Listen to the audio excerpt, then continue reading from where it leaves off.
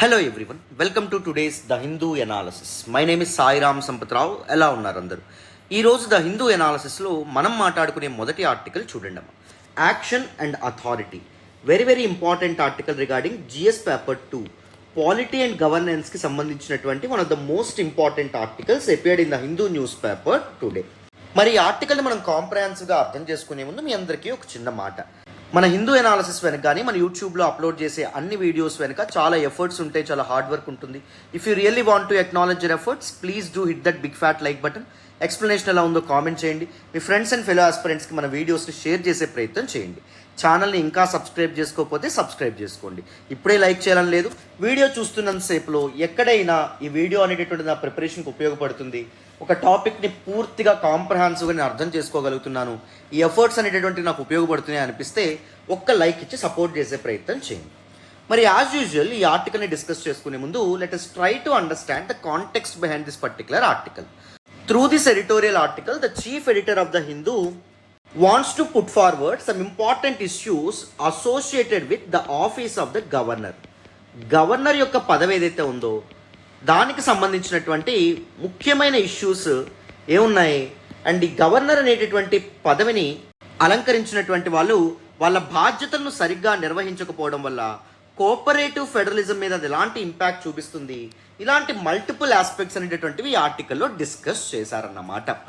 అయితే ఎందుకు స్పెషల్గా ఆఫీస్ ఆఫ్ ద గవర్నర్ని ఈరోజు ఎడిటోరియల్ టాపిక్గా ఎంచుకోవడం అనేది జరిగిందంటే, రీసెంట్గా 2 state governments, one is the state government of Tamil Nadu, second one is the state government of Tamil Nadu. Mind you, this 2 states are non BJP ruling states, గుర్తుపెట్టుకోవాలి. మరి ఈ 2 స్టేట్స్ ఏం చేసినాయి అంటే వాళ్ళ గవర్నర్స్కి వ్యతిరేకంగా సుప్రీంకోర్టుని ఆశ్రయించడం అనేటువంటి జరిగింది. ఒత్తుపుణ్యానికి మా స్టేట్ లెజిస్లేచర్స్ చేస్తున్నటువంటి చట్టాలని వీళ్ళు బ్లాక్ చేస్తున్నారు, లేకపోతే వాటికి వాళ్ళ ఎసెంట్ని గ్రాంట్ చేసేటటువంటి సమయంలో డిలే చేస్తున్నారు అనే ఫిర్యాదులతో వాళ్ళు సుప్రీంకోర్టుని ఆశ్రయించారు. ఇంకాస్త ముందుకెళ్ళి సెంటర్లో రూలింగ్లో ఉన్నటువంటి బీజేపీ పార్టీకి వీళ్ళు సపోర్ట్ చేసే విధంగా వీళ్ళ యొక్క పనులున్నాయి. సో ఈ విషయంలో మీరు ఇంటర్వ్యూన్ అవ్వాలని చెప్పి సుప్రీంకోర్టుని ఆశ్రయించడం అనేటువంటి జరిగింది. అయితే ఈ సమస్య ఇప్పుడే కాదు, చాలా ఏళ్ల నుంచి చాలా మంది క్రిటిక్స్, విమర్శకులు దిస్ ఆఫీస్ ఆఫ్ ద గవర్నర్ని ఫర్ వేరియస్ రీజన్స్ క్రిటిసైజ్ చేస్తూ ఉన్నారు. ముఖ్యంగా ఎందుకు ఈ క్రిటిసిజం రావడం అనేది జరిగింది అంటే, గవర్నర్ యొక్క ఆఫీస్ గురించి, గవర్నర్ యొక్క పదవి గురించి కొన్ని ఇంపార్టెంట్ ఫ్యాక్ట్స్ మనం గుర్తుపెట్టుకోవాలి. మొదట the qualifications of the governor. ఒక వ్యక్తి గవర్నర్గా మారాలంటే ఎలాంటి క్వాలిఫికేషన్స్ ఉండాలి? First, he must be citizen of India, భారత పౌరుడై ఉండాలి. అండ్ సెకండ్ వన్ ఏంటి అంటే, he must be of age more than 35 years, 35 ఏళ్ల వయసు నిండినటువంటి వ్యక్తి అయి ఉండాలి. అండ్ మరి గవర్నర్ని ఎవరు అపాయింట్ చేయడం అనేటువంటి జరుగుతుంది? Governor will be appointed by the president. But we all know that president ఒక రబ్బర్ స్టాంప్, ఆయన ఓన్గా ఆయన డెసిషన్స్ తీసుకోరు. మరి ప్రెసిడెంట్ ఎవరి ఎయిడ్ అండ్ అడ్వైస్తో గవర్నర్ని అపాయింట్ చేస్తారు? Aid and advice of the prime minister and his council of ministers. Prime minister and his council of ministers పలానా వ్యక్తిని పలానా రాష్ట్రానికి గవర్నర్గా నియమించమని చెప్తే president under his warrant and seal గవర్నర్ని నియమించడం అనేటువంటి జరుగుతుంది. అంటే ఇక్కడ ఏం జరిగే అవకాశం ఉంది? కేంద్ర ప్రభుత్వంలో రూలింగ్లో ఉన్నటువంటి పొలిటికల్ పార్టీ తనకి అనువుగా ఉండేటటువంటి వ్యక్తులని గవర్నర్స్గా నియమించమని చెప్పి ప్రెసిడెంట్కి చెప్పే అవకాశం ఉంది. అయితే క్వాలిఫికేషన్స్ ఈ రెండూ ఉన్నప్పటికీ, కాన్స్టిట్యూషన్లో మెన్షన్ చేసినప్పటికీ, there were some 2 important conventions made by different state governments and different central governments in various time periods. ఏంటి అంటే, ఒక గవర్నర్ని అపాయింట్ చేసే ముందు తప్పకుండా సెంట్రల్ గవర్నమెంట్ ఎవరిని కన్సల్ట్ చేయాలంటే chief minister of that particular స్టేట్ని కన్సల్ట్ చేయాలి. రెండవది ఏంటి అంటే, ఒక రాష్ట్రానికి చెందినటువంటి వ్యక్తిని అదే రాష్ట్రానికి గవర్నర్గా నియమించడానికి వీలేదు. ఫర్ ఎగ్జాంపుల్, ఆంధ్రప్రదేశ్ రాష్ట్రానికి గవర్నర్ నియమించేటప్పుడు ఆంధ్రప్రదేశ్ కాకుండా వేరే రాష్ట్రాలకు చెందినటువంటి వ్యక్తులు ఎవరైతే ఉంటారో వాళ్ళని గవర్నర్స్గా నియమించాలి. These 2 are just conventions, these are not binding. ఓకేనా, అది గుర్తుపెట్టుకోవాలి. జస్ట్ ఒక అగ్రిమెంట్ లాగా ఏర్పాటు చేసుకున్నటువంటివి మాత్రమే. సో అందుకే మల్టిపుల్ టైమ్స్ మనకి ఈ పర్టికులర్ కన్వెన్షన్స్ ఏవైతే ఉంటాయో వాటిని ఓవర్ రైడ్ చేయడం అనేటువంటి జరిగింది ఆయా సెంట్రల్ గవర్నమెంట్ వేరు time పీరియడ్స్లో. And if you look at the tenure of the governor, we need to consider some important doctrine called doctrine of pleasure. So గవర్నర్ని ఎవరు అపాయింట్ చేస్తారని చెప్పుకున్నాం? ప్రెసిడెంట్ అపాయింట్ చేయడం అనేది జరుగుతుంది, భారత రాష్ట్రపతి అపాయింట్ చేస్తారు. కానీ గవర్నర్ ఎంతకాలం కొనసాగడం అనేటటువంటి జరుగుతుంది అంటే, అది ఎవరు నిర్ణయం తీసుకుంటారంటే ప్రెసిడెంటే తీసుకోవడం అనేది జరుగుతుంది. ప్రెసిడెంట్ తనకి ఇష్టం వచ్చినప్పుడు ఒక గవర్నర్ని అతని పదవి నుంచి తీసేయొచ్చు అనమాట. సో ఎంతకాలం గవర్నర్ అనే పదవిలో కొనసాగాలి అనేటటువంటి విషయం ఎవరి మీద డిపెండ్ అవుతుంది? ప్రెసిడెంట్ మీద డిపెండ్ అవుతుంది.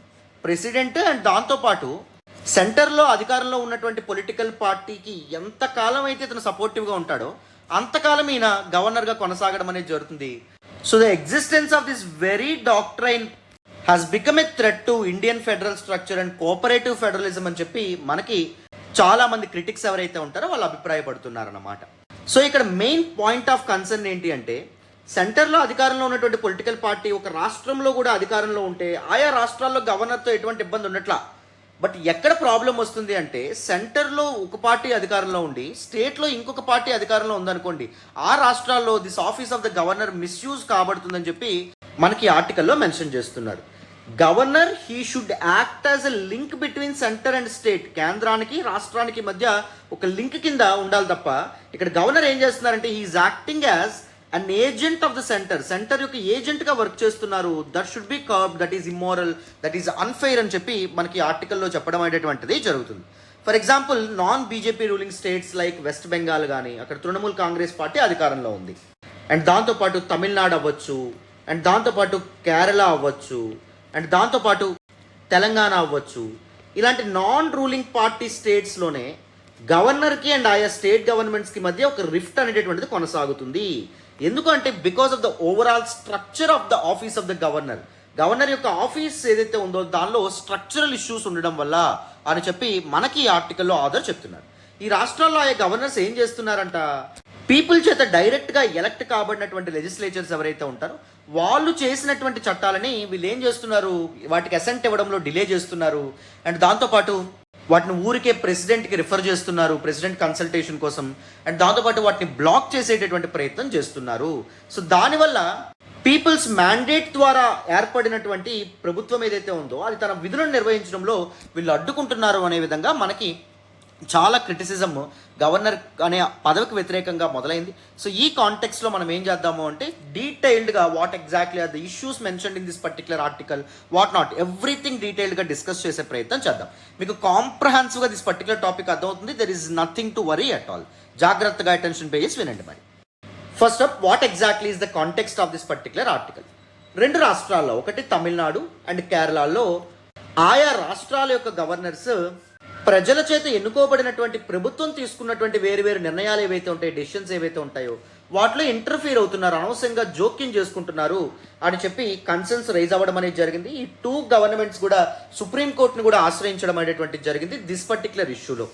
So this unnecessary interference by the political appointees has highlighted the need for a more transparent, efficient working relationship between elected government and appointed governors. ఎప్పుడైతే ప్రజలు ఎన్నుకున్నటువంటి ప్రభుత్వానికి మరియు సెంటర్ అపాయింట్ చేసినటువంటి గవర్నర్కి మధ్య ఒక కన్సెన్సస్ కుదురుతుందో, ఒక సరైనటువంటి కార్డియల్ అండ్ హెల్దీ రిలేషన్షిప్ అనేటువంటిది ఏర్పడుతుందో, అప్పుడే ఇండియన్ ఫెడరల్ స్ట్రక్చర్ బలంగా ఉంటుంది, హెల్దీగా ఉంటుంది, స్ట్రాంగ్గా ఉంటుందని చెప్పి మనకి ఈ ఆర్టికల్లో మన ఆథర్ అభిప్రాయపడుతున్నారు. I hope you all know that India has adopted federal polity. మన గవర్నెన్స్ యొక్క స్ట్రక్చర్ ఫెడరల్ స్ట్రక్చర్ ఉండడం అనేది జరుగుతుంది. అంటే powers will be shared between both centre and states. కొన్ని పవర్స్ సెంటర్కి ఉంటాయి, కొన్ని పవర్స్ రాష్ట్రాలకు ఉండడం అనేటటువంటి జరుగుతుంది. For example 7th schedule of the constitution చూస్తే అందులో మనకి 3 లిస్టులు అనేటటువంటి ఉంటాయి. సో ఆ 3 లిస్టులో ఒకటి యూనియన్ లిస్ట్, రెండవది స్టేట్ లిస్టు, మూడవది కాన్కరెంట్ లిస్ట్.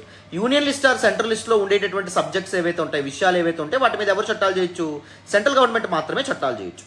స్టేట్ లిస్ట్లో ఉండేటటువంటి సబ్జెక్ట్స్ మీద ఏవైతే లిస్ట్లో ఉన్న సబ్జెక్ట్స్ మీద ఎవరు చట్టాలు చేయొచ్చు, ఓన్లీ రాష్ట్రాలు మాత్రమే చేయొచ్చు. కాన్కరెంట్ లిస్ట్ అంటే ఉమ్మడి జాబితా.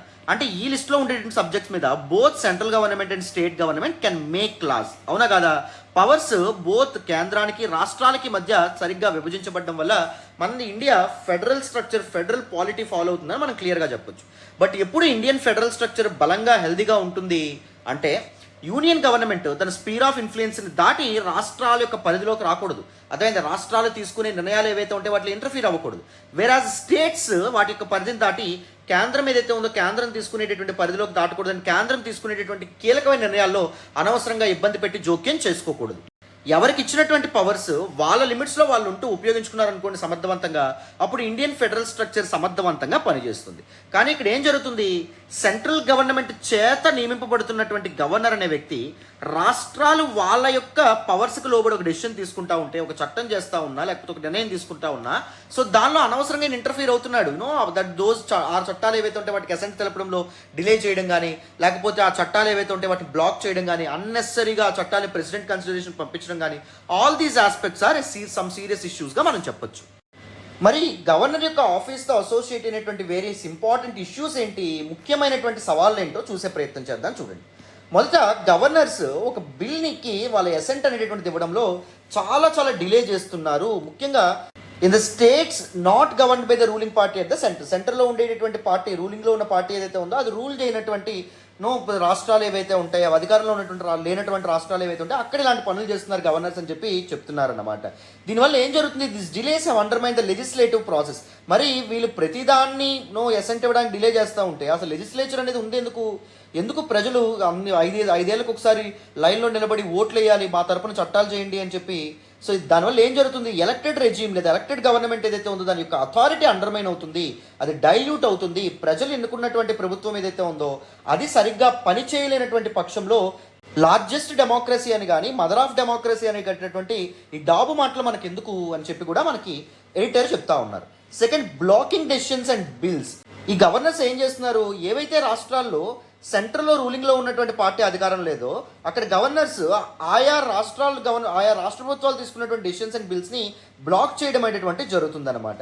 This includes resistance to amendments to university laws. రీసెంట్గా వేరు రాష్ట్రాలు యూనివర్సిటీ లాస్ ఏవైతే ఉంటే వాటిని అమెండ్ చేసి గవర్నర్స్ యొక్క పవర్, గవర్నర్స్ యూనివర్సిటీకి ఛాన్సలర్స్గా ఉంటారు కదా మామూలుగా, సో ఈ ఛాన్సలర్స్ పదవి కొనసాగుతూనే వాళ్ళ యొక్క పవర్స్ మరీ ఎక్కువగా ఉన్నాయి. ఆ పవర్స్ డీన్ని అపాయింట్ చేసే అధికారం ఇవన్నీ గవర్నర్కే ఉంటాయన్నమాట. సో ఆ పవర్స్ ఏవైతే ఉంటే వాటిని కాస్త తగ్గించాలి అని తీసుకొచ్చేటటువంటి అమెండ్మెంట్స్ని, సవరణల్ని వీళ్ళు ఏం చేస్తున్నారు, ఊరికే బ్లాక్ చేస్తున్నారు, అడ్డుకుంటున్నారు అనమాట గవర్నర్స్ ఎవరైతే ఉన్నారో వాళ్ళు. అండ్ దాంతోపాటు టైం ఫ్రేమ్స్ కూడా సరిగ్గా లేకపోవడం. గవర్నర్స్ ఒక బిల్ వాళ్ళ దగ్గరికి వెళ్ళిన తర్వాత, స్టేట్ లెజిస్లేచర్ ఒక బిల్ని పాస్ చేసి గవర్నర్ యొక్క అసెంట్ దగ్గరికి రాజ్భవన్కి వెళ్ళిన తర్వాత ఎంత సమయంలో వాళ్ళు డెసిషన్ తీసుకోవాలి అనేటటువంటి టైం ఫ్రేమ్ ఫిక్స్డ్గా లేదు. సో వాళ్ళకి ఇండెఫినెట్ టైం అనేటటువంటిది ఇవ్వడం వల్ల వాళ్ళు ఏం చేస్తున్నారు, ఆ లాస్ ఏవైతే ఉంటే వాటి అంటి పెట్టుకుని కూర్చుంటున్నారు, వాటి మీద ఎటువంటి మాటలు మాట్లాడట్లేదు. They are not either rejecting it, లేకపోతే మరి ఫర్దర్ కన్సిడరేషన్ వెనక్కి పంపించట్లేదు. బట్ అసెంట్ ఇవ్వకుండా ఊరికే పక్కన పెట్టుకుని డిలే చేస్తూ ఉంటున్నారు అనమాట. The recent supreme court observations emphasise the importance of prompt and consideration of bills మీద వాళ్ళ యొక్క అభిప్రాయం చెప్పాలి, బిల్స్ మీద వాళ్ళ యొక్క అసెంట్ ఇవ్వడం పట్ల ఒక ఫిక్స్డ్ టైం ఫ్రేమ్ అనేటటువంటిది ఉండాలి. మరీ ఇండెఫినెట్ టైం పీరియడ్ ఉండడం వల్ల వాళ్ళు ఏం చేస్తున్నారు, ఎలక్టెడ్ గవర్నమెంట్స్కి వ్యతిరేకంగా చాలా కార్యక్రమాలకు పాల్పడడం అనేది జరుగుతుంది. అండ్ ఇంకొకటి ఏంటి అంటే, there is no clear demarcation between the discretionary space and aid and advice.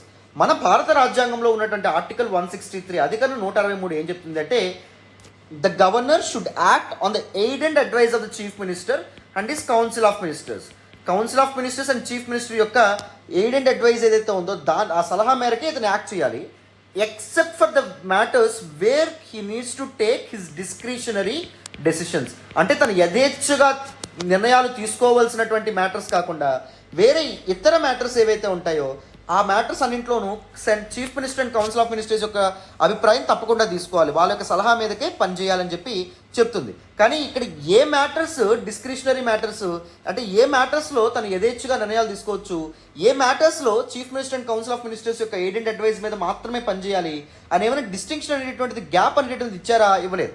For example ఇతను డిస్క్రిషనరీ పవర్స్ అండ్ ఎలా ఉంటాయంటే, మామూలుగా చీఫ్ మినిస్టర్ని ఎలక్ట్ చేసుకోవడం ఒక ఇంపార్టెంట్ థింగ్. ఫర్ ఎగ్జాంపుల్ నేను చెప్తాను చూడండి, ఆంధ్రప్రదేశ్ ఎగ్జాంపుల్ చెప్తున్నాను. ఆంధ్రప్రదేశ్లో మొత్తం 175 లెజిస్లేటివ్ అసెంబ్లీ సీట్స్ ఉన్నాయి. ఇందులో మరి ఎన్ని సీట్లను ఒక పార్టీ గెలుచుకుంటే దానికి క్లియర్ మెజారిటీ అనేది ఉంటుంది, 88 ఉండాలి. కానీ ఇక్కడ ఒక ఎగ్జాంపుల్ కింద చూద్దాం, 75 సీట్లు వైఎస్ఆర్సీపీ పార్టీకి వచ్చాయనుకోండి ఫర్ ఎగ్జాంపుల్, 50 సీట్లు ఫర్ ఎగ్జాంపుల్ టీడీపీకి వచ్చాయనుకోండి, ఇంకో 50 సీట్లు ఫర్ ఎగ్జాంపుల్ జనసేన పార్టీకి వచ్చాయనుకోండి ఫర్ ఎగ్జాంపుల్ కింద చెప్తున్నాను. ఇక్కడ క్లియర్ మెజారిటీ ఎవరికి రాలేదు. సో అప్పుడు గవర్నర్ ఏం చేయాలి, మామూలుగా he welcomes the single largest party, the leader of the single largest party. ఏంటి సింగిల్ లార్జెస్ట్ పార్టీ, అన్ని ఎక్కువ సీట్లు గెలుచుకుంది వైఎస్ఆర్సీపీ. దీని లీడర్ ఎవరు? జగన్మోహన్ రెడ్డి గారు. జగన్మోహన్ రెడ్డి గారిని పిలిచి మీరు గవర్నమెంట్ ఏర్పాటు చేయగలరా, మీకు కావాల్సినటువంటి మిగిలిన సభ్యుల యొక్క సపోర్ట్ మీకు ఉందా, మిగిలిన ఎంతమంది సభ్యులు కావాలి ఇక్కడ జగన్మోహన్ రెడ్డి గారు అధికారంలో ఏర్పాటు చేయాలంటే 88 కదా మామూలు క్లియర్ మెజారిటీ, ఇంకో 13 మంది కావాలి, ఉందా లేదా అని చెప్పి అడగొచ్చు. లేకపోతే ఏం చేయొచ్చు, ఒకవేళ ఎలక్షన్స్ అయిపోయిన తర్వాత TDP Janasena party post poll కోయిలేషన్కి పాల్పడ్డారనుకోండి, ఫర్ ఎగ్జాంపుల్ మీకు అర్థమవుతుందా, పోస్ట్ పోల్ కోయిలేషన్ అంటే ఎలక్షన్స్ అయిపోయిన తర్వాత వాళ్ళు ఒక కూటమిగా ఏర్పాటు అవ్వాలనుకున్నారనుకోండి, ఏం చేయొచ్చు, టీడీపీ పార్టీ యొక్క అధినేతని లేకపోతే జనసేన పార్టీ యొక్క అధినేతని పిలవచ్చు అనమాట. ఇలాంటి మ్యాటర్స్లో డిస్కషన్ తీసుకోవచ్చు. Either he can call or welcome the leader of the single largest party, YSRCP పార్టీనైనా పిలవచ్చు, లేకపోతే ఏ ఇతర పార్టీనైనా పిలిచి మీకు ఒక మిగిలిన మెజారిటీ అనేటువంటిది ఉందా అని చెప్పి అడగొచ్చు. ఈ విధంగా చీఫ్ మినిస్టర్ ఎవరు అవ్వాలి అనేటటువంటి విషయంలో ఎంతో కొంత నిర్ణయం ఈయన ఇన్ఫ్లుయెన్స్ చేసే అవకాశం ఉంటుందన్నమాట. అర్థమైందా? ఇక్కడ ఇష్యూ ఏంటి అంటే ఏ విషయాల్లో గవర్నర్కి డిస్క్రిషనరీ పవర్ ఉంది, ఏ విషయాల్లో ఆయన chief minister and council of ministers ఒక ఎయిడ్ అండ్ అడ్వైజ్ మీద యాక్ట్ చేయాలి అనేటటువంటి క్లారిటీ లేకపోవడం. Governors are explicitly bound by the aid and advise clause of the constitution. రాజ్యాంగం ఏం చెప్పడం అనేది జరిగింది, గవర్నర్ ఏ పని చేసినప్పుడైనా council of ministers and chief minister ఎవరైతే ఉన్నారో వాళ్ళ యొక్క ఎయిడ్ అండ్ అడ్వైజ్తో మాత్రమే ఇది చేయాలి. So this is how constitution has restricted the functioning of the governor, isn't it? But ఇక్కడ కన్సర్న్స్ ఏంటి అంటే governors misuse the discretionary powers ఏవైతే ఉంటాయో వాటిని గవర్నర్స్ మిస్యూజ్ చేస్తూ ఎలక్టెడ్ గవర్నమెంట్స్ యొక్క ఫంక్షనింగ్ ఏదైతే ఉందో దాన్ని క్లియర్గా ఎఫెక్ట్ చేస్తున్నారు. So democracy and cooperative federalism ఇక్కడ డైల్యూట్ అవుతుంది. That is a serious problem అని చెప్పి మనకి ఇక్కడ దిస్ పర్టికులర్ టాపిక్లో చెప్తున్నారు. And what exactly is the significance of good relationship between the governor and the elected government? Governors and elected governments మధ్య relationship హెల్తీగా ఉండడం వల్ల it is very crucial for India's federal structure. భారత సమాఖ్య విధానం ఏదైతే ఉందో దానికి చాలా కీలకమైనటువంటిది వాళ్ళ రిలేషన్ ఏదైతే ఉందో సరిగ్గా ఉండడం. Delays and interference by governors can hinder the democratic process లేదా లెజిస్లేటివ్ ప్రాసెస్ని ఏం చేస్తుంది, అండర్మైన్ చేస్తుంది. గవర్నర్స్ అనవసరంగా ఎలక్టెడ్ గవర్నమెంట్స్ తీసుకునే నిర్ణయాల్లో కానీ వాళ్ళు చేసే చట్టాల్లో కానీ అనవసరంగా ఇంటర్వ్యూన్ అయితే and create tensions between state governments and central authority. సెంటర్కి అండ్ స్టేట్స్కి మధ్య అనవసరమైనటువంటి టెన్షన్స్, అనవసరమైనటువంటి ఇష్యూస్ మొదలవుతాయి. సో దట్ వాళ్ళ ఎనర్జీస్, వాళ్ళ టైంని పొలిటికల్ ఆస్పెక్ట్స్ మీద కాన్సన్ట్రేట్ చేస్తారు తప్ప ప్రజలకు మంచి చేయడానికి కానీ లేకపోతే గుడ్ గవర్నెన్స్ కోసం కానీ వీళ్ళు ప్రయత్నిస్తారా, నాయకులు ప్రయత్నించడం జరగదు. సో ఎవ్రీథింగ్ డైవర్ట్ అవుతుంది అనమాట, పక్కదోవ పడుతుంది. The role of governor should align with the constitutional framework and uphold democratic principles. Governor యొక్క పాత్ర ఎలా ఉండాలి, రాజ్యాంగం వాళ్ళకి ఎలాంటి బాధ్యతలు అయితే ఇచ్చిందో, ఏ విధంగా నడుచుకోమంది on the aid and advise of chief minister and council of ministers ఆ విధంగా నడుచుకోమంది.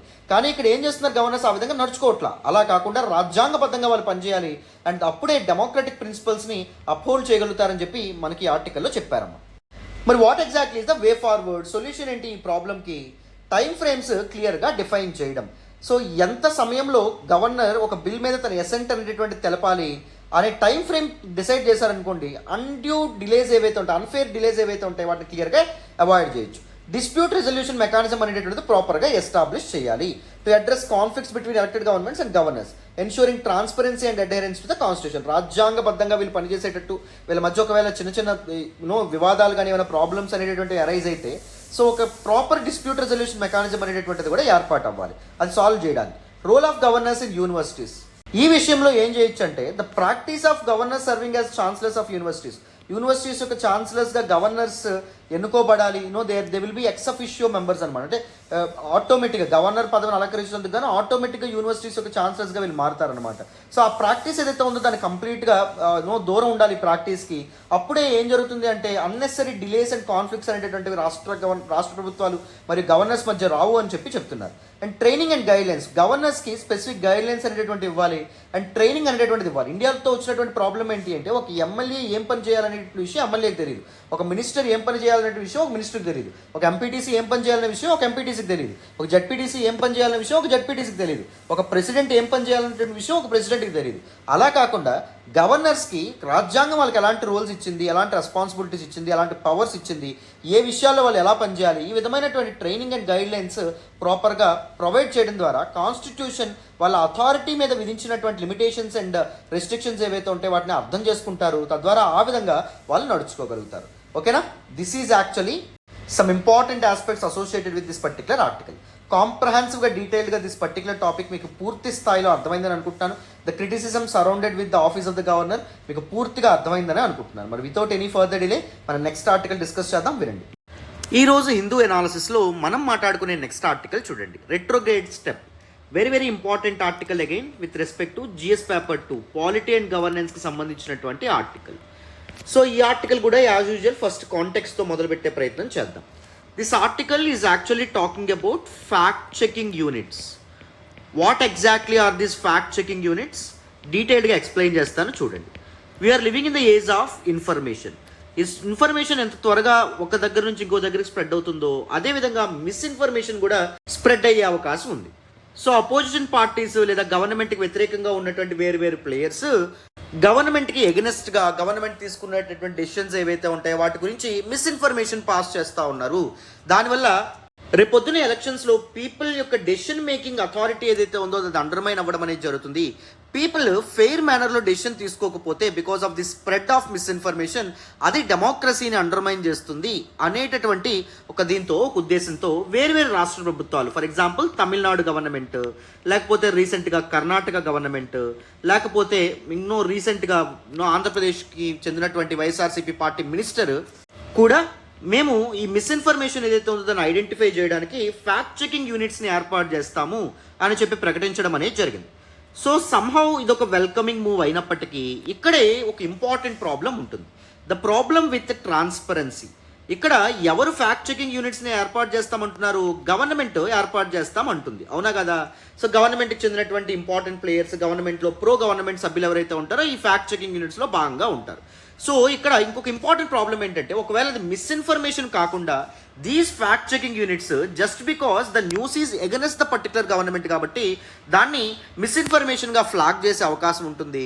సో దట్ ఎవరైతే ప్రభుత్వం తీసుకుంటున్నటువంటి నిర్ణయాలని విమర్శిస్తున్నారో క్రిటిక్స్ ఎవరైతే ఉంటారో వాళ్ళ యొక్క ఫ్రీడమ్ ఆఫ్ స్పీచ్ అండ్ ఎక్స్ప్రెషన్కి భంగం వాటిల్లడం అనేటువంటి జరుగుతుంది అని చెప్పి ఈ పర్టికులర్ ఆర్టికల్ ద్వారా chief editor of the Hindu చెప్తున్నారు. ముఖ్యంగా జర్నలిస్ట్ ఫ్రీడమ్ని కూడా ఇది ఇంపాక్ట్ చేస్తుంది. రాజ్యాంగం ఆర్టికల్ 19 ద్వారా ఇస్తున్నటువంటి freedom of speech and expression కూడా భంగం వాటిల్లుతుంది, అది కూడా డైల్యూట్ అవుతుంది, అండర్మైన్ అవుతుందని చెప్పి ఈ ఆర్టికల్ ద్వారా మనకు చెప్తున్నారమ్మా.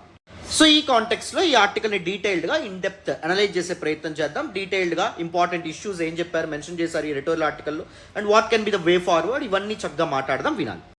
So what exactly is the context behind this particular article? We are living in an age of information. So misinformation and disinformation కూడా చాలా తొందరగా పాకడం అనేది జరుగుతుంది, స్ప్రెడ్ అవ్వడం అనేటువంటి జరుగుతుంది, ఎస్పెషల్లీ ఆన్ సోషల్ మీడియా. మన ఫేస్బుక్, ఇన్స్టాగ్రామ్ లేదా యూట్యూబ్లో చాలా మిస్ఇన్ఫర్మేషన్ అనేటువంటిది, రేషనాలిటీ లేని, లాజిక్ లేని ఇన్ఫర్మేషన్ పాస్ అవుతూ ఉండడం మనం గమనించవచ్చు. అండ్ తమిళనాడు గవర్నమెంట్ రీసెంట్గా ఒక డెసిషన్ తీసుకుంది దీనికి వ్యతిరేకంగా. ఏంటి? To establish A fact checking unit. ఒక ఫ్యాక్ట్స్ని అది సరైనటువంటి ఇన్ఫర్మేషన్ కాదా అని చెక్ చేసేటువంటి యూనిట్ని ఎస్టాబ్లిష్ చేద్దాం అనుకుంటున్నారు. ఎందుకు? To combat misinformation and disinformation related to the state government. రాష్ట్ర ప్రభుత్వాలకు వ్యతిరేకంగా మిస్ఇన్ఫర్మేషన్ చాలా మంది ప్లేయర్స్, అపోజిషన్ పార్టీస్ కానీ లేకపోతే ఇతరులు పాస్ చేస్తున్నారు. దానివల్ల ఎలక్టెడ్ గవర్నమెంట్ యొక్క స్టెబిలిటీ ఇంపాక్ట్ అయ్యే అవకాశం ఉంటుంది, ప్రభుత్వాలు కూలిపోయేటటువంటి అవకాశం కూడా ఉంటుంది అని చెప్పి మనకి తమిళనాడు గవర్నమెంట్ ఈ డెసిషన్ తీసుకుంది. ఇలాంటి ఒక సిమిలర్ మూవే కర్ణాటక గవర్నమెంట్ కూడా తీసుకుంది. అండ్ సెంట్రల్ గవర్నమెంట్ కూడా ఐటీ రూల్స్ ఏవైతే ఉంటాయో వాటిని తీసుకురావడం ద్వారా ఫ్యాక్ట్ చెకింగ్ యూనిట్ ఎస్టాబ్లిష్ చేసేటటువంటి అథారిటీని ఏర్పాటు చేసుకోవడం అనేది జరిగిందనమాట. అర్థమైందా? సో ఈ కాంటెక్స్ట్ నేను చెప్పాను కదా, రీసెంట్గా వైఎస్ఆర్సీపీ గవర్నమెంట్కి చెందినటువంటి ఒక మినిస్టర్ కూడా మేము ఇలాంటి ఒక ఫ్యాక్ట్ చెకింగ్ యూనిట్ ఎస్టాబ్లిష్ చేస్తాం, ఎందుకంటే ఎల్లో మీడియా మాకు వ్యతిరేకంగా చాలా మిస్ఇన్ఫర్మేషన్ పాస్ చేస్తుంది, చాలా తప్పుడు ప్రచారాన్ని ప్రజలకు చేరవేసే ప్రయత్నం చేస్తుంది అని చెప్పి ఆయన కూడా చెప్పడం అనేది జరిగింది. అయితే somehow this is a welcoming move అయినప్పటికీ దీనివల్ల చాలా ఇష్యూస్ అండ్ కన్సర్న్స్ అనేటువంటి ఉన్నాయి అని చెప్పి చెప్తున్నారు.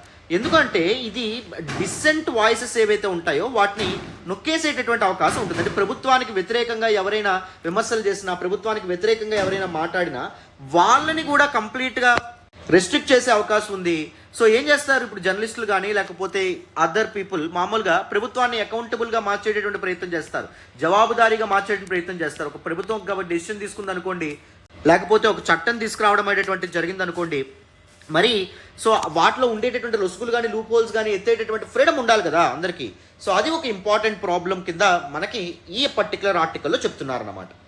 So what are some important issues put forward by our editor?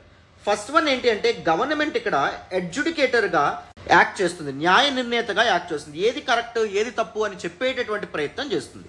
Governments and units appointed by them, ప్రభుత్వాలు ఏర్పాటు చేసినటువంటి ఫ్యాక్ట్ చెకింగ్ యూనిట్స్ ఏవైతే ఉంటాయో అవేం చేస్తున్నాయి, న్యాయాన్ని నిర్ణయించేటటువంటి పని తీసుకోవడం అనేది జరుగుతుంది ఈ పర్టికులర్ ఫ్యాక్ట్ చెకింగ్ యూనిట్స్ ద్వారా. అవునా కదా? Adjudicating the veracity of information raises concerns about no potential bias. So ప్రభుత్వానికి సంబంధించినటువంటి ఇన్ఫర్మేషన్ కరెక్టో కాదా అని ప్రభుత్వమే నిర్ణయిస్తే అదేం జరుగుతుంది, అక్కడ ట్రాన్స్పరెన్సీ అనేటువంటిది ఇన్షూర్ చేయగలమా? చేయలేం. ప్రభుత్వం లేదా ప్రభుత్వం ఏర్పాటు చేసినటువంటి యూనిట్స్ ఏవైతే ఉంటాయో ప్రభుత్వానికి సపోర్ట్ చేయడం అనేది జరుగుతుంది, అది బయాస్కి దారి తీయడం అనేటువంటిది జరుగుతుంది. నాన్ పార్టిసన్ మేనర్లో వర్క్ చేయడం కష్టం అని చెప్పి మనకి చెప్తున్నారు ఎడిటర్. ఎలోయింగ్ ఇంట్రెస్టెడ్ పార్టీస్, ఎందుకంటే ఈ వీటిల్లో మనకి ఒకవేళ విమర్శలు చేస్తే ఎవరికి చేస్తున్నారు, గవర్నమెంట్కే వ్యతిరేకంగా చేస్తున్నారు. సో గవర్నమెంట్ కూడా ఒక ముఖ్యమైన పాత్ర ఉంది. మామూలుగా ఇన్ఫర్మేషన్కి సంబంధించి అది ఎవరికి సంబంధించిన ఇన్ఫర్మేషన్, గవర్నమెంట్కి సంబంధించిన ఇన్ఫర్మేషన్, తనకు సంబంధించిన ఇన్ఫర్మేషన్ కరెక్టా కాదని తనే నిర్ణయించుకోవడం అనేది ఎంతవరకు కరెక్ట్ అని చెప్పి చెప్తున్నారు. What is true or false can under by the transparency and objectivity. ట్రాన్స్పరెన్సీని అండ్ దాంతోపాటు అన్బయాస్నెస్ని ఇది అండర్మైన్ చేస్తుంది ఈ పర్టికులర్ డెసిషన్ అని చెప్పి మనకి ఆథర్ చెప్తున్నారు. కాన్స్టిట్యూషనల్ ఇంప్లికేషన్స్ కూడా ఉన్నాయి. రీసెంట్గా సెంట్రల్ గవర్నమెంట్ తీసుకొచ్చినటువంటి ఐటీ రూల్స్ ఏవైతే ఉంటాయో వాటిని సుప్రీంకోర్టులో చాలా మంది ఛాలెంజ్ చేశారు. ఎందుకు? They may infringe upon freedom of speech and expression guaranteed under article 19 clause 1 subclause A of the constitution. భారత రాజ్యాంగంలోని పార్ట్ 3 ఫండమెంటల్ రైట్స్ అంటాం, ప్రాథమిక హక్కులు అంటాం. అందులో ఆర్టికల్ 19 clause 1 subclause A ఏం చెప్తుంది, పీపుల్కి freedom of speech and expression ఇవ్వడం అనేది జరుగుతుంది. వాక్ స్వాతంత్రము మరియు భావ వ్యక్తీకరణ స్వేచ్ఛలు అనేటువంటిది ఇస్తుంది. ఇక్కడ ప్రభుత్వానికి వ్యతిరేకంగా ఏదైనా ఎవరైనా విమర్శలు చేస్తే అది మిస్ఇన్ఫర్మేషన్ కింద ఫ్లాగ్ చేసి దాన్ని అడ్డుకునేటటువంటి రెస్ట్రిక్ట్ చేసే అవకాశం ఉంటుంది ఈ విధంగా. So no, that is actually against the constitutional principles and foundations అని చెప్పి కూడా మనకి ఈ పర్టికులర్ ఆర్టికల్లో ఆథర్ చెప్తున్నారు. The Bombay high court raised questions about the lack of necessary safeguards for fair criticism of the government కొంతమంది ఫెయిర్గా క్రిటిసైజ్ చేస్తారు, తప్పు ఉంటే తప్పు అని చెప్తారు.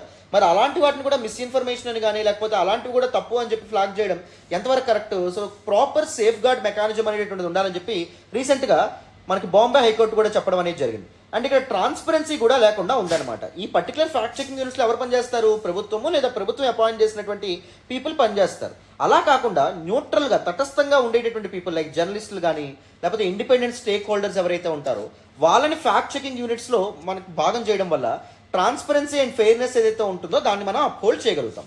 తమిళనాడు గవర్నమెంట్ డెసిషన్ ఏదైతే ఉందో it lakhs such involvement and transparency. So వాళ్ళు యూనిలాటరల్గా ప్రభుత్వం ఒక ఫ్యాక్ట్ చెకింగ్ యూనిట్స్ ఏర్పాటు చేస్తుందని చెప్పారు, కానీ ఎవరు ఆ ఫ్యాక్ట్ చెకింగ్ యూనిట్స్లో భాగస్వాములు అవుతారు?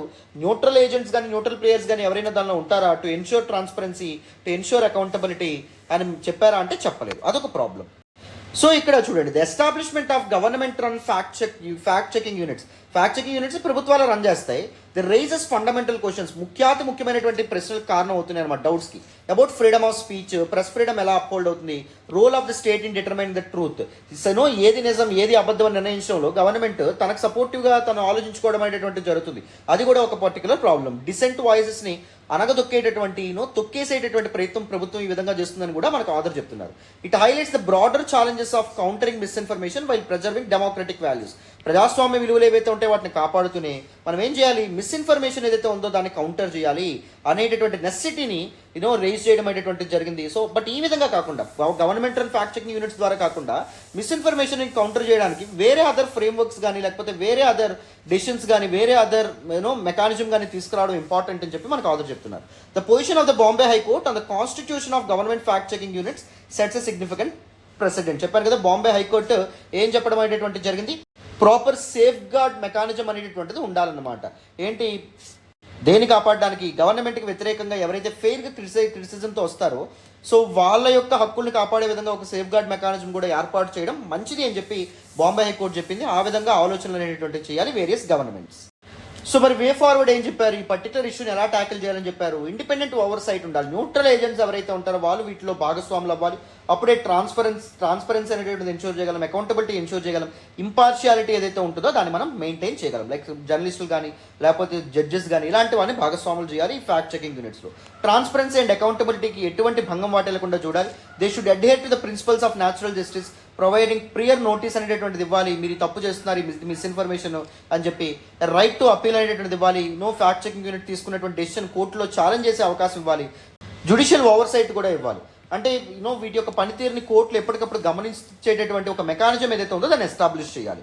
Role of independent fact checkers, empower and support existing independent fact checkers who can address information without government యొక్క ఇన్వాల్వ్మెంట్ లేకుండా వాళ్ళ యొక్క అసలు జోక్యం లేకుండా మిస్ఇన్ఫర్మేషన్ హ్యాండిల్ చేయగలిగేటటువంటి enlightened people, scholars and professors ఎవరైతే ఉంటారో వాళ్ళని భాగస్వాములు చేయాలి. రేషనల్గా ఆలోచించేటటువంటి పీపుల్ని, సబ్జెక్టివ్గా కాకుండా ఆబ్జెక్టివ్గా ఆలోచించేటటువంటి పీపుల్ని.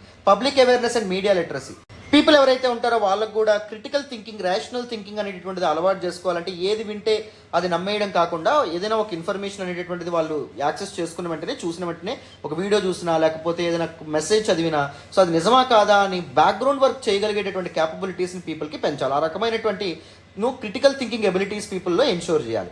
మీడియా లిటరసీ ఏదైతే ఉందో దాన్ని కూడా ఎన్షోర్ చేయాలి to distinguish between reliable and unreliable information sources. So ఎప్పుడైతే పీపుల్ క్రిటికల్ థింకింగ్ అలవాటు అవ్వడం అనేది జరుగుతుందో సో ఒక ఇన్ఫర్మేషన్ కరెక్టా లేకపోతే ఇన్ఫర్మేషన్ రాంగ్గా ఏదైనా ప్రత్యేకమైన ఎజెండాస్తో ఆ ఇన్ఫర్మేషన్ పాస్ చేసే ప్రయత్నం చేస్తున్నారు ఎవరైనా. సో అది ఆ విధంగా ఆలోచించేటటువంటి క్యాపబిలిటీ కూడా ఉండాలన్నమాట. అర్థమైందా?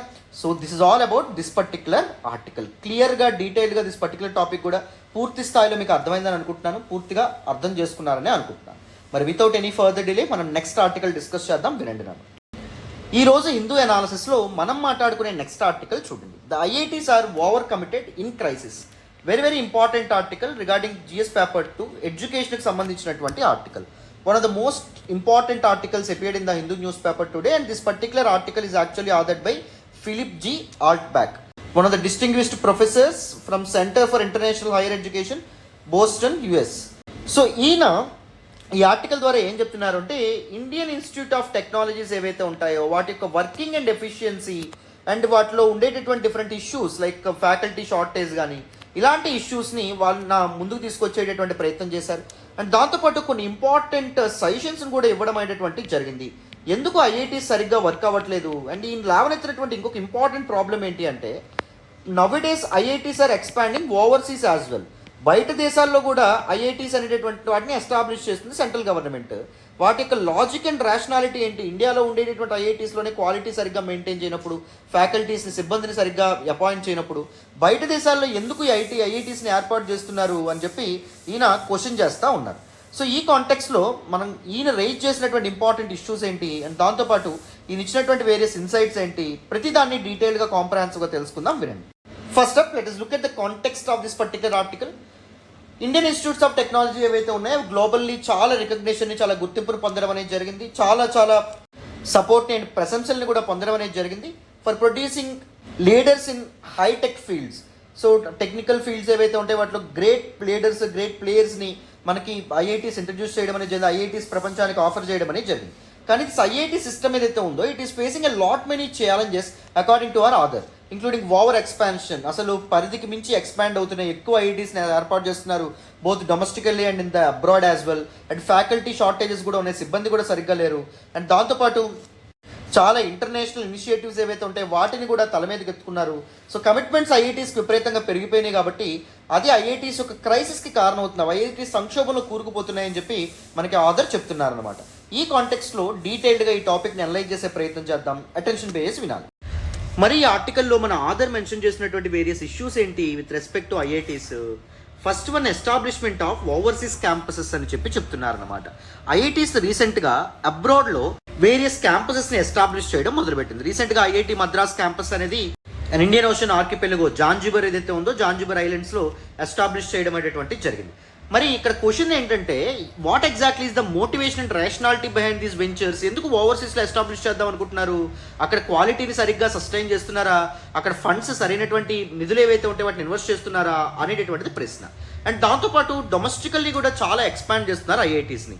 IIT system expanded significantly after 2015, 2015 తర్వాత చాలా కొత్త ఐఐటీస్ ఇన్స్టిట్యూషన్స్ యాడ్ అవుతూ రావడం అనేటువంటిది జరిగింది. even in some very less accessible locations as well. These new IITs ఏవైతే ఉన్నాయో they have struggled to meet the high standards of the original institutions. No original IITs ఏవైతే ఉన్నాయి, పెద్ద పెద్ద IITs ఏవైతే ఉన్నాయి వాటి స్టాండర్డ్స్ని మీట్ అవ్వడంలో ఇవి చాలా స్ట్రగుల్స్ ఫేస్ చేస్తున్నాయి, leading to wearing levels of prestige and quality with in the system. So కొన్ని IITs better standards, better prestige, better క్వాలిటీతో ముందుకెళ్తుంటే ఈ కొత్తగా ఏర్పాటైనటువంటి IITs వాటిని మీట్ అవ్వలేక, ఆ స్టాండర్డ్స్ని, ఆ క్వాలిటీని మీట్ అవ్వలేక చాలా స్ట్రగుల్ అవుతున్నాయి, చాలా ప్రాబ్లమ్స్ ఏర్పడుతుంది అనమాట. డిస్పారిటీస్ మొదలైనవి ఐఐటీస్లోనే, ఇన్ఈక్వాలిటీస్ మొదలైనవి. కొన్ని IITs మోర్ సోఫిస్టికేటెడ్, కొన్ని IITs అంత మంచివి కాదనే భావన పీపుల్లో ఏర్పడుతుంది. ఫ్యాకల్టీ షార్టేజెస్ కూడా one of the most important problem. మరి ఐఐటి సిస్టంలో ఎకడమిక్ ఫ్యాకల్టీ షార్టేజ్ కూడా ఒక సీరియస్ ఇష్యూగా మనకి ఆర్డర్ చెప్పడం అనేటువంటిది జరిగింది. With many sanction positions remaining vacant, చాలా పొజిషన్స్ వేకెంట్గా ఉన్నాయి. Attracting top talent is challenging due to salary disparities. ఐఐటీస్లో శాలరీలు తక్కువ వస్తాయి మామూలుగా. సో వీటి కారణంగా టాప్ టాలెంట్, ద బెస్ట్ టాలెంట్ని రిక్రూట్ చేసుకోలేకపోతున్నారు. And academic bureaucracy as well, యూనివర్సిటీస్లో ఉండేటటువంటి పీపుల్ సో రెడ్ టేపిజం వీటన్నిటికీ పాల్పడుతున్నారు. అంటే శాలరీస్ పెంచము అనేటటువంటి ఒక రిజిడిటీ, లేకపోతే ఇలాంటి వాటికి పాల్పడడం వల్ల అండ్ బ్యూరోక్రటిక్ రెస్ట్రిక్షన్స్ వల్ల, నెపోటిజం వల్ల కూడా సీరియస్ ఇష్యూస్ మనకి ఐఐటీస్ చూస్తున్నాయని చెప్పి మనకి ఆథర్ ఈ పర్టికులర్ ఆర్టికల్లో చెప్పడం అనేది జరిగింది.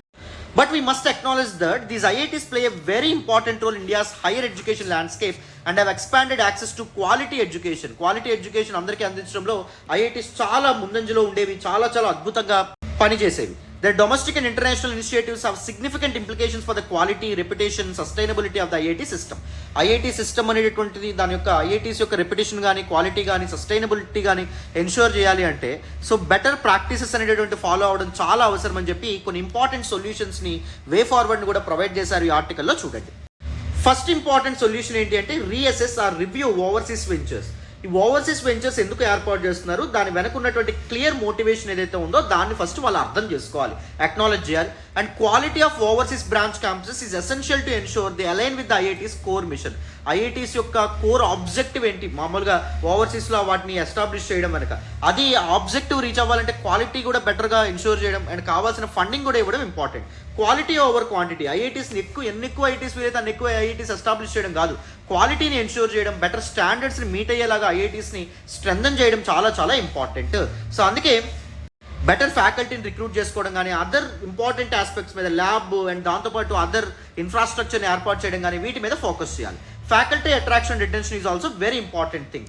ఫ్యాకల్టీస్కి శాలరీస్ అనేటువంటి పెంచడం ద్వారా, లేకపోతే బెటర్ వర్క్ ఎన్విరాన్మెంట్స్ అనేటువంటి ప్రొవైడ్ చేయడం ద్వారా టాప్ ప్రొఫెసర్స్ని, టాప్ టాలెంట్స్ని అట్రాక్ట్ చేయగలరు, రిటైన్ చేయగలరు. అండ్ యూనివర్సిటీలో పనిచేసేటటువంటి బ్యూరోక్రాట్స్ అండ్ అదర్ అఫీషియల్స్ ఎవరైతే ఉన్నారో వాళ్ళ యొక్క సిస్టమ్ అండ్ స్ట్రక్చర్ని సింప్లిఫై చేయడం ద్వారా కూడా ఐఐటీస్ని మోర్ అట్రాక్టివ్గా మార్చగలరు, both in foreign nations and Indian landscape as well. Clarity వచ్చిందని అనుకుంటున్నాను. డీటెయిల్డ్గా మీకు దిస్ పర్టికులర్ టాపిక్ అర్థమైందని అనుకుంటున్నాను. This can be a potential mains question అమ్మా, అందుకే దీన్ని నేను పిక్ చేసుకోవడం అనేటువంటి జరిగింది. ఇష్యూస్ విత్ ఐఐటీస్, డిస్పారిటీస్ ఏవైతే ఉన్నాయో అవి కానీ, లేకపోతే మనకి రీసెంట్గా మనం కొన్ని వార్తలు చూస్తున్నాం, క్యాస్ట్ సిస్టమ్ అండ్ డిస్క్రిమినేషన్ కూడా ఐఐటీస్ని చేరుకోవడం అనేటువంటి జరుగుతుంది. అండ్ దాంతోపాటు సెపరేటిస్ట్ వాయిసెస్ కూడా ఐఐటీస్లో బలపడడం అనేటువంటి జరుగుతుంది. సో వీటిని ట్యాకిల్ చేయడం చాలా ఇంపార్టెంట్. వాటి గురించి గవర్నమెంట్ దృష్టి పెట్టాలి అని చెప్పి మనం అర్థం చేసుకోవచ్చు. అర్థమైందా? మరి వితౌట్ ఎనీ ఫర్దర్ డిలే మనం నెక్స్ట్ ఆర్టికల్ డిస్కస్ చేద్దాం, వినండమ్మా. ఈరోజు హిందూ అనాలిసిస్లో మనం మాట్లాడుకునే నెక్స్ట్ ఆర్టికల్ చూడండి. National dam safety team faults planning design of Kaleshwaram projects barrage in Telangana. Very important article regarding GS paper 3 ఇన్ఫ్రాస్ట్రక్చర్కి సంబంధించినటువంటి article. One of the most important articles appeared in the Hindu newspaper today. డీటెయిల్డ్గా ఈ ఆర్టికల్ని మాట్లాడే ప్రయత్నం చేద్దాం. Attention pay చేసి వింటే మీకు క్లియర్గా అర్థమవుతుంది. But first up let us try to understand the context behind this particular article. ఏ సందర్భంలో ఈ ఆర్టికల్ మనకి అపీర్ అవ్వడం అనేది జరిగింది న్యూస్లో చూడండి.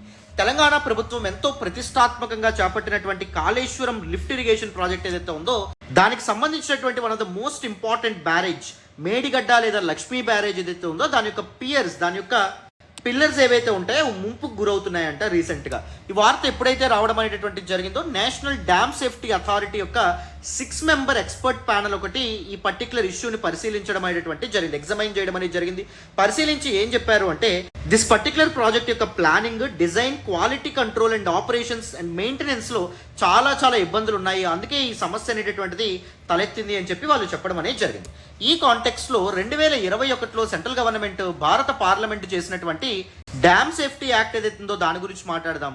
దాని తర్వాత ఈ 6 మెంబర్ ప్యానల్ అనేటువంటిది ఎక్స్పర్ట్ ప్యానల్ రైజ్ చేసినటువంటి ఇంపార్టెంట్ కన్సర్న్స్ అండ్ ఇష్యూస్ ఏంటి వాటి గురించి కూడా మనం డీటెయిల్డ్గా అనలైజ్ చేయాలి, తెలుసుకోవాలి. సో అటెన్షన్ పే చేసి వింటారా? మరి క్లియర్గా ఎక్స్ప్లెయిన్ చేస్తాను, వినండి.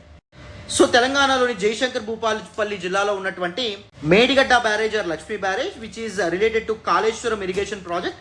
సో ఆ బ్యారేజ్ యొక్క బ్లాక్ 7లో పియర్స్ ఏవైతే ఉంటాయో అవి సింక్ అవుతున్నాయి, మునిగిపోతున్నాయి అని చెప్పి రీసెంట్గా న్యూస్లోకి రావడం అనేటువంటి జరిగింది. So finally national dam safety authority ఏదైతే ఉందో అది హుటాహుటిన తెలంగాణకు వచ్చి ఎక్స్పర్ట్ ప్యానల్ సో ఈ పర్టికులర్ ప్రాబ్లం ఎందుకు వచ్చింది అని చెప్పి ఎగ్జామైన్ చేసే ప్రయత్నం చేశారన్నమాట. The discovered serious issues related to the planning and design of the project యొక్క ప్లానింగ్, డిజైన్ అండ్ దాంతోపాటు ఆపరేషన్స్ అండ్ మెయింటెనెన్స్లో కొన్ని ఇష్యూస్ ఉన్నాయి, దానివల్ల ఈ సమస్య తలెత్తిందని చెప్పి వాళ్ళు చెప్పారు. మరి ఈ కాంటెక్స్లో మనం ఏం చేద్దాం, 2021లో సెంటర్ తీసుకొచ్చినటువంటి డ్యామ్ సేఫ్టీ యాక్ట్ గురించి టూకీగా మాట్లాడుకుందాం. దాని తర్వాత ఈ ఎక్స్పర్ట్ ప్యానల్ రైజ్ చేసినటువంటి ఇష్యూస్ గురించి తెలుసుకుందాం. First up let us try to understand what exactly is this dam safety act of 2021. 2021లో భారత పార్లమెంట్ ఈ యాక్ట్ అనేటటువంటి ఈ చట్టాన్ని తీసుకురావడం అనేది జరిగింది. ఎందుకు అంటే to uphold the safety regulations of various dams and barrages all across our country. మన దేశంలో ఉన్నటువంటి డిఫరెంట్ డ్యామ్స్, వాటి యొక్క ఆపరేషన్స్, వాటి యొక్క మెయింటెనెన్స్, వీటన్నింటినీ సర్వేల్ చేయడం అండ్ దాంతోపాటు బెటర్ సేఫ్టీ స్టాండర్డ్స్ని మీట్ అవుతున్నాయా లేదా వీటన్నింటి గురించి ఇన్స్పెక్ట్ చేయడం దీని యొక్క బాధ్యత అనమాట. It provides rules for the surveillance, inspection, operation and maintenance of all specified dams across the country. ఏంటా స్పెసిఫైడ్ డ్యామ్స్ అంట, dams with height of more than 15 metres, 15 మీటర్ల కంటే ఎత్తున్నటువంటి డ్యామ్స్ ఏవైతే ఉంటాయి అవి డ్యామ్ సేఫ్టీ యాక్ట్ పరిధిలోకి వస్తాయి. Or heights between 10 metres to 15 metres with certain design and structural conditions. So కొన్ని సెపరేట్ ప్రత్యేకమైనటువంటి డిజైన్, స్ట్రక్చరల్ కండిషన్స్తో ఉన్నటువంటి dams which are possessing the height between 10 metres to 15 metres. So అవి కూడా ఈ పర్టికులర్ యాక్ట్ పరిధిలోకి రావడం అనేటువంటిది జరుగుతుంది అనమాట. So under this particular act the national committee on dam safety ఏం చేస్తుంది, సో డ్యామ్ సేఫ్టీకి సంబంధించినటువంటి పాలసీస్ని అండ్ సేఫ్టీ స్టాండర్డ్స్ని, రెగ్యులేషన్స్ని రికమెండ్ చేయడం అనేటువంటి జరుగుతుంది.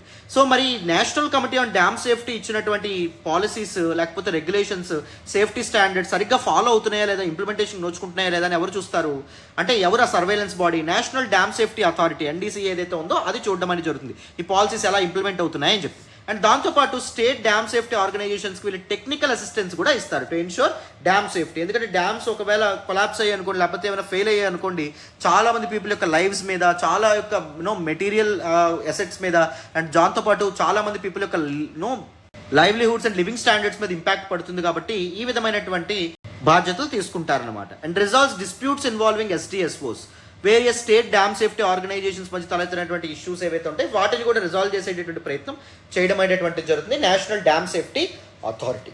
మొత్తానికి ఇప్పుడు కాళేశ్వరం ప్రాజెక్ట్ ఏదైతే ఉందో దాని యొక్క one of the important barrage Lakshmi barrage or Medigadda barrage, ఆ బ్యారేజ్ యొక్క వన్ ఆఫ్ ద పియర్స్ ఏవైతే ఉంటాయో అవి మునిగిపోతున్నాయి అనేటటువంటి వార్త ఎప్పుడైతే వచ్చిందో హుటాహుటిన నేషనల్ డ్యామ్ సేఫ్టీ అథారిటీ తెలంగాణకు చేరుకోవడం అనేది జరిగింది. చేరుకొని కొన్ని ఇంపార్టెంట్ ఇష్యూస్ని లేవనెత్తడం అనేది జరిగింది. ఆ ఇష్యూస్ గురించి మాట్లాడదాం, వినాలి. ఫస్ట్ ఇంపార్టెంట్ ఇష్యూ ఏం చెప్పారంటే incomplete information from state government. So NDSA వాళ్ళు, నేషనల్ డ్యామ్ సేఫ్టీ అథారిటీ వాళ్ళు తెలంగాణ ప్రభుత్వానికి అడిగినటువంటి పూర్తి డేటాను అందించారా అంటే అందించలేదు. ఇన్ఫర్మేషన్ అనేటటువంటిది పూర్తిగా లేదు కాబట్టి మేము సరైనటువంటి నిర్ణయం తీసుకోలేకపోతున్నాం అనే విధంగా చెప్పారన్నమాట. This inadequate data sharing hindered a comprehensive assessment of the situation పూర్తిగా ఎనలైజ్ చేయలేకపోతున్నాం ఎందుకంటే గవర్నమెంట్ నుంచి మాకు సపోర్ట్ లేదు, డేటా అనేది సరిగ్గా ప్రొవైడ్ చేయలేదని చెప్తున్నారు. And barrage raft settlement, the primary reason for the failure ఏంటి అంటే settlement of the barrage raft, అదొక important technical issue. The settlement caused movement and cracking of the monolithic piers, ఒకే రాయితో తయారు చేసినటువంటి పియర్స్ ఇవి. సో స్తంభాలు లాంటివి, పిల్లర్స్ లాంటివి, అంటే సపోర్టివ్ పిల్లర్స్ సపోర్టివ్గా ఉండేటటువంటి structures.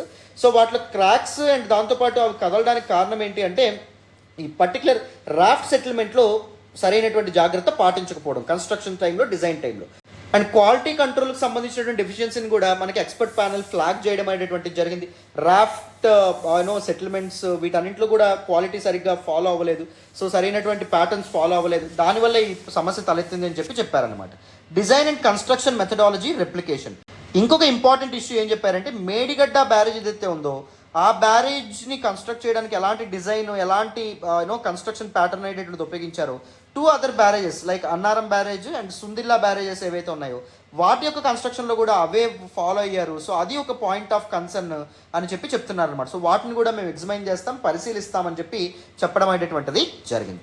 So this is all about this particular article. మీకు మెయిన్స్కి ఉపయోగపడుతుందని చెప్పి ఈ ఆర్టికల్ నేను సెలెక్ట్ చేసుకోవడం అనేటువంటిది జరిగింది. పూర్తి స్థాయిలో డీటెయిల్డ్గా ఈ ఆర్టికల్ కూడా మీకు అర్థమైందని అనుకుంటున్నాను. మరి వితౌట్ ఎనీ ఫర్దర్ డిలే మనం నెక్స్ట్ ఆర్టికల్ డిస్కస్ చేద్దాం, వినాలమ్మా. ఈరోజు హిందూ ఎనాలిసిస్లో మనం మాట్లాడుకునే నెక్స్ట్ ఆర్టికల్ చూడండి. 5 Karnataka villages come under surveillance after Zika virus outbreak. Very very important article regarding GS paper 2 health, GS paper 3 science and టెక్నాలజీకి కూడా సంబంధించినటువంటి article. One of the most important articles. Again so ఏం జరిగింది అంటే కర్ణాటకలో Zika virus outbreak అనేటటువంటిది start అయింది. So Karnataka health department ఏం చెప్పారు అంటే they are closely monitoring the situation in Chikballapur after a mosquito pool in Talakayalabetta village of the district was found to be positive for Zika. So చూసారా ఇక్కడ ఒక mosquito breeding site ఏదైతే ఉందో దాన్ని మీరు ఇక్కడ గమనించవచ్చు. సిమెంట్ ట్యాంక్స్ బ్యారల్స్లో ఏం జరగడం అనేది ఉంది, మస్కిటోస్ ఏవైతే ఉంటాయి జికా వైరస్ని కలగజేసేటటువంటి దోమలు ఏవైతే ఉంటాయో అవి బ్రీడింగ్కి పాల్పడుతున్నాయి. సో దట్ అది ఒక పాయింట్ ఆఫ్ కన్సర్న్ కింద మనకి దిస్ పర్టికులర్ ఆర్టికల్లో చెప్పడం అనేది జరిగింది. ఈ కాంటెక్స్లో ప్రిలిమ్స్కి మీకు చాలా important what exactly is this Zika virus. Zika virus గురించి కొన్ని ఇంపార్టెంట్ ఫ్యాక్ట్స్ తెలుసుకోవాలి. అండ్ దాంతోపాటు what exactly are some issues associated with this outbreak in Karnataka.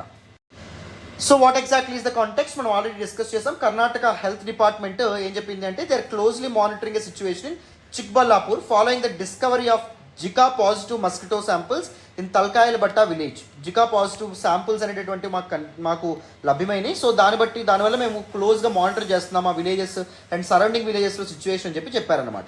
Serum samples from 30 pregnant women in 5 villages within the containment zone have been sent to the National Institute of Virology for testing. Testing ki so 30 pregnant women nunchi samples పంపించడం అనేది జరిగింది. The containment zone encompasses 888 houses and a population of 4282 all under intense surveillance. So ఏదైతే containment జోన్గా designate చేశారో దానిలో మొత్తం 888 houses ఉన్నాయంట and population 4282 మంది ఉన్నారంట. సో వీళ్ళ జికా వైరస్ ఎంతమందికి పాజిటివ్ ఉంది, ఎంతమందికి పాకింది అనే విషయాల్ని ఏం చేస్తున్నారు, మానిటర్ చేసే ప్రయత్నం చేస్తున్నారు కర్ణాటక హెల్త్ డిపార్ట్మెంట్ వాళ్ళు.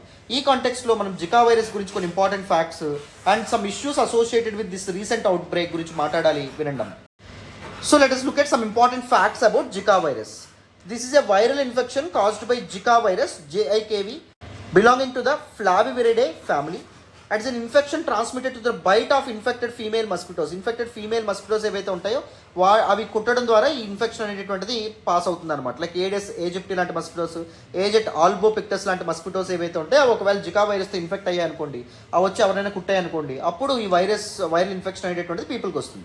It usually bites during day టైంలోనే ఈ దోమ అనేటటువంటిది కుడుతుంది and peaking during early morning కుడుతుంది అండ్ లేట్ ఈవినింగ్ కూడా ఎక్కువగా ఈ దోమలు అటాక్ చేస్తాయి అనమాట. Zika virus infection during pregnancy results in birth defects. Zika virus ఒక ఇన్ఫెక్షన్ బారిన పడితే గర్భిణీ స్త్రీలు సో పుట్టినటువంటి బిడ్డల్లో కొన్ని డిఫెక్ట్స్ అనేటటువంటి కనిపిస్తాయి. A condition called microcephaly and can also cause temporary paralysis కూడా కారణం అవుతుంది పెద్దవాళ్ళలో. అర్థమైందా? These are some important facts associated with Zika virus. మరి రీసెంట్ అవుట్ బ్రేక్కి సంబంధించినటువంటి ఇష్యూస్ గురించి కూడా మాట్లాడేద్దామా, వినండి. సో రీసెంట్గా కర్ణాటకలో జికా వైరస్ అవుట్ బ్రేక్ ఏదైతే ఉందో అది కలకలం సృష్టించడం అనేటువంటి జరిగింది. It has raised concerns about the out break of it's potential impact on the population. So significant population మీద ఈ particular virus out break impact చూపించే అవకాశం ఉంటుంది అండ్ దాంతోపాటు హెల్త్ కేర్ సిస్టమ్ మీద కూడా బర్డెన్ పడే అవకాశం ఉంటుందని కూడా చెప్తున్నారు. ప్రెగ్నెంట్ ఉమెన్ హెల్త్ అనేటటువంటిది it is at stake, it is at risk actually due to the presence of Zika virus carrying mosquitoes in there vicinity. Zika virus infection during pregnancy can lead to birth defects, చెప్పాను కదా, దానివల్ల ఇది critical issue కింద మనం పరిగణించవచ్చు. Surveillance టెస్టింగ్కి పాల్పడుతున్నారు, intensive సర్వేలెన్స్కి and దాంతోపాటు mosquito populations ఏవైతే ఉంటాయో అవి ఎక్కడ ఉంటాయి, మస్కిటో బ్రీడింగ్ పూల్స్ ఏవైతే ఉంటాయో వాటి మీద కూడా వాటిని కూడా ట్యాకిల్ చేసేటటువంటి ప్రయత్నం చేస్తున్నారు అనమాట. Communication reporting, importance of timely and accurate communication between the state health department, NIV అంటే national institute of virology and other relevant health authorities. That is very very important. Proper communication జరిగితే different stake holders మధ్య సక్సెస్ఫుల్గా this out break ఏదైతే ఉందో దీని యొక్క negative ఇంపాక్ట్స్ని ఎదుర్కోవచ్చు అన్నమాట. అర్థమైందా? సో ఇది ఈ ఆర్టికల్ అన్నమాట. డీటెయిల్డ్గా ఈ ఆర్టికల్ కూడా మీకు పూర్తి స్థాయిలో అర్థమైందని అనుకుంటున్నాను. This is all about this particular article and this is all about today's the Hindu analysis. మళ్ళీ రేపటి హిందూ అనాలిసిస్లో కలుద్దాం. Thank you so much for all the support and all the love so far. Bye నాన్న. ఇంకా ఛానల్ని సబ్స్క్రైబ్ చేసుకోకపోతే subscribe చేసుకోండి. వీలైతే ఒక్క లైక్ ఇచ్చి మనం పెడుతున్నటువంటి ఎఫర్ట్స్ని సపోర్ట్ చేసే ప్రయత్నం కూడా చేయండి. Right, thank you so much again. మళ్ళీ నెక్స్ట్ క్లాస్లో కలుద్దాం. బాయ్ నాన్న.